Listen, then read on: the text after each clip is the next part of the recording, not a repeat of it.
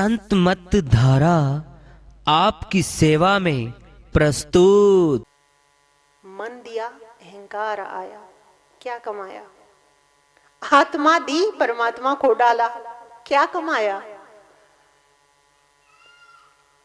मिलेगा एक जिसे ये समझ आ जाता है कि प्राप्ति का नाम एक है, दो में द्वंद होता है। दोनों दो संसार में भी हम यही कहते हैं, दो नावों में पैर रखने वाला सदा डूब जाता है। एक ही मिलता है जिसने सब कुछ ये समझ लिया कि मैं ही करूंगा दूसरों का और ना गाऊंगा उसे। एहसान दिखा के खो देना होता है। हमारा कोई ना करे ऐसा नहीं हो सकता है।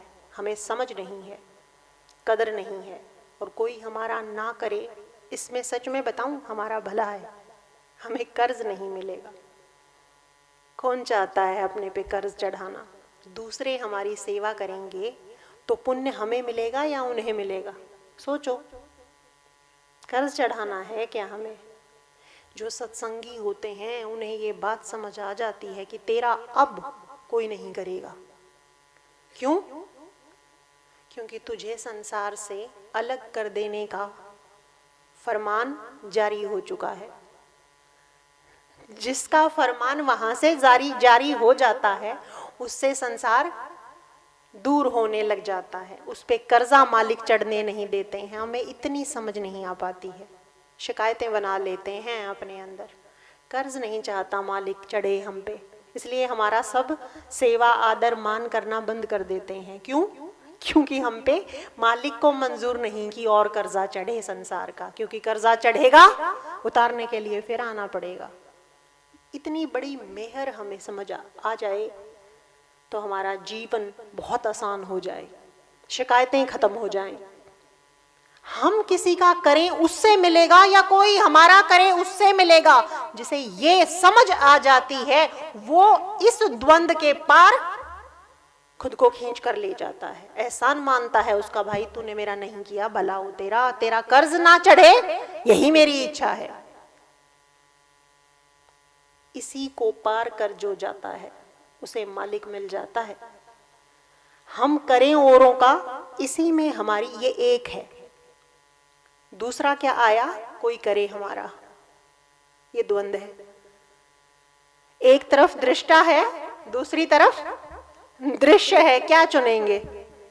चुनना तो हमने बड़े सालों पहले शुरू कर लिया था, जब सदगुरु साहिब की शरण में आए थे। चुन तो हमने उनको लिया था, अब तो वो कर रहे हैं जो कर रहे हैं हमारे लिए। कोई हमें अगर काट भी डाले, हम ये भी समझ जाएं कि सदगुरु साहिब ने इसमें हमारी बहुत बड़ी कोई मेहर है जो नजर नहीं आ रही है। जब इतनी आस्था बढ़ जाएगी तो शिकायतें समाप्त हो जाएंगी। शिकायतें ही हमारे पाप कर्मों का कारण है। नहीं चाहिए पाप हमें, इसलिए शिकायतें बंद कर दे। सदगुरु साहिब की कृपा जब तक हमें हर चीज में नजर नहीं आ जाएगी, दृष्टा नहीं बन पाएंगे। एक तरफ रहिए, मैं ही करूंगा। इच्छाएं रेसिप्रोकेट करना होता है, रिएक्शन ये भी मेरा करेगा। एक तरफ रहिए। कोई कर जाए बड़ी अच्छी बात है, हम तो उम्मीद ना करें, या उम्मीद करें तो गालियां तो ना दें। एक तरफ हो जाएं, इसका नाम है दृष्टा। तू मेरा ना कर, मैं तेरा फिर भी करूंगा। ईश्वर ऐसा है। तू मुझे भज ना भज। कभी शर्त लगाई मालिक ने, तू मेरी भक्ति करेगा तभी तेरे को जिंदा रखूंगा, तभी तेरे को दूंगा। सबको देता है। अपने कर्मों को हमने बना लिया, हम ले नहीं पाते हैं। यही है कर्म। कर्म क्या होते हैं? यही हैं, ये शिकायतें, ये द्वंद, ये होते हैं कर्म। दूसरे का कर्म हमें कभी कष्ट नहीं दे सकता। हमारी सोच, हमारे विचार हमें कष्ट दे जाते हैं। ये पाप बना जाते हैं हमारे लिए, जिनसे हम छूटना चाहते हैं। एक तरफा हो जाइए, खुद भी भजिए और दूसरों को भी नाम भजने की शिक्षा दीजिए, ताकि वो धन बढ़े जिसे लेकर जाने में हमें फख्र महसूस हो। दृष्टा बने, खुद भी दृष्टा बने, दूसरों को भी सिखाएं कि तू भी आ जा, तेरा भी भला हो जाएगा। सदगुरु साहिब की कृपा से ये विचार उन्हीं को अंदर घर कर जाते हैं जिन्हें चलना होता है। चलना है, रहना नहीं। चलना है, रहना नहीं। चलना बिस्वा बीस, सहजो तनक सुहाग पर काहे गुंदावे शीस। क्यों जरा सी बातों पे अपना शीश, अपना पाप बढ़ा ले हम? क्या पालेंगे? जरा सी बात, इतनी सी औकात है हमारी, जरा किसी ने मुंह फेरा नहीं, ये हमारी मेंटालिटी है। हम भला तो क्या करेंगे किसी का, अपना ही बुरा कर बैठते हैं। इसने मेरे से मुंह फेर लिया, अगली बार इससे मैं भी नहीं बोलूंगी। करते हैं कि नहीं करते ऐसा? ये हम सत्संगियों को शोभा नहीं देता। अलग तो होना होगा संसार से, संसार की सोच से। और संसार, बाहर का संसार नुकसान नहीं देता है। हमारे अंदर जो शांत है, निर्लिप्त है, उसको कोई असर नहीं पड़ता है किसी चीज का। मान के चलिए, अरे बीमारी तो मेरे अंदर है, मुझे फर्क नजर आया सेवा करने वाले में और गाली देने वाले में। फर्क किसे नजर आया? मुझे नजर आया। अगर मुझे फर्क ही ना हो तो क्या फर्क है फिर? तू भी ऐसा, तू भी ऐसा। अपने आप को शांत कर लेने के तरीके हैं ये, जीना आसान हो जाएगा। वरना कुड़ कुड़ के जिंदगी खराब कर बैठेंगे। दूसरा नहीं बदलेगा, वो फिर एक बार मुंह फेरेगा, मैं फिर कुड़ूंगी, फिर दोबारा सोचूंगी, फिर पाप कमाऊंगी। किसका क्या बिगड़ गया? मैं गर्क हो जाऊंगी अपने ही आप में। ये सोच है जो सत्संग बदलता है। सदगुरु साहिब की कृपा से दो विचार भी अगर हमारे बदल जाएं, बड़ा फर्क आ जाएगा। दिन में 24 घंटे में 2 विचार तो कंट्रोल हम कर ही जाएंगे अपने। चलो सबसे, मैं ये नहीं, एकदम से तो कुछ होता नहीं, धीरे धीरे रे मना, धीरे सब कुछ होए। माली सींचे 100 घड़ा, ऋतु आए फल होए। आशीर्वाद लेने के लिए सदगुरु 3 ही चीजों की जरूरत है। चौथी तो मालिक के हाथ में है, वो तो दे ही देगा, पक्का है, वो तो दे देगा। ये 3 हमें करनी है। सदगुरु साहिब के दर्शन करने आना, उनके पास बैठ के उनकी सेवा करना। तीसरा, नाम हमारे अंदर बसे, ये करना, वो भी उनके आशीर्वाद से ही बसेगा। ये 3 काम अगर हम कर लेंगे, कर्म प्रधान विश्व रचि राखा, जो जस कर्म कर तस फल चाखा। कहीं कोई बीच में नहीं है, मैं और मैं मेरा कर्म, मैं मेरा कर्म, ये 2 चीजें, ये द्वंद है। जो एक तरफ हो जाता है, मैं मेरा कर्म, बस इतना ही करना है।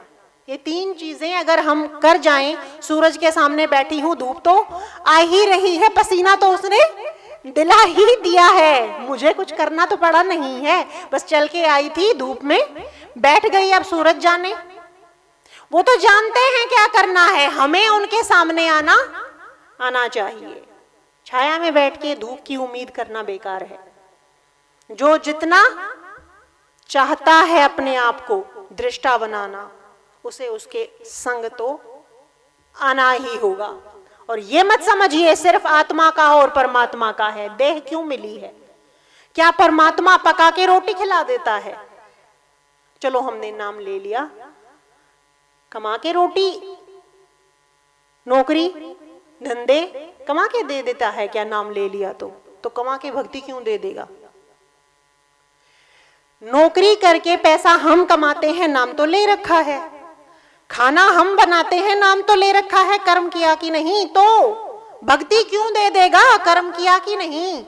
यही 3 कर्म हैं जो करने हैं। कर्म तो करना ही होगा। कर्मों को दिशा सही दे दीजिए बस।